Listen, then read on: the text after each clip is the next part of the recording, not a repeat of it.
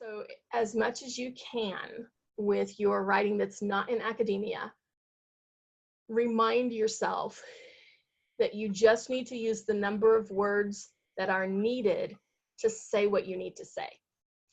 If that's a really short and punchy piece, then that's okay.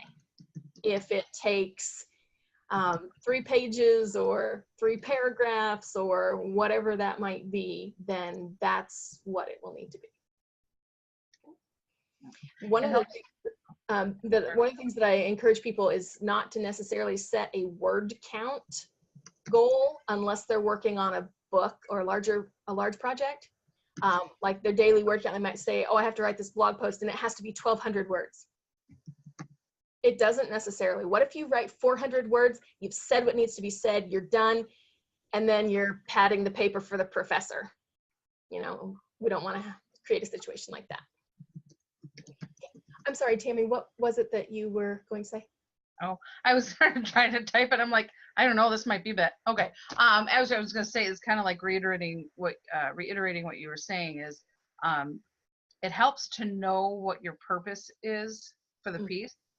And if you write down, it's like with writing down any goal so that you have it in front of you and you don't get off track, that if you write down what the purpose of the piece is, what you hope to convey by the end, what you hope to do with it, what do you want the reader to be able to do with it, and just like a couple of sentences, so that you can keep referring back to it so that you know when you're done.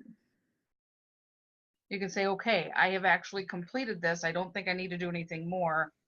I'm done with it. And asking yourself, does it fulfill that purpose? You know, did I do the thing I set out to do? And if you get the answer of no, then you know you need to go back and work on it some more. It doesn't necessarily mean you need to make it longer. It might mean that, but it might also mean that you need to make it clearer.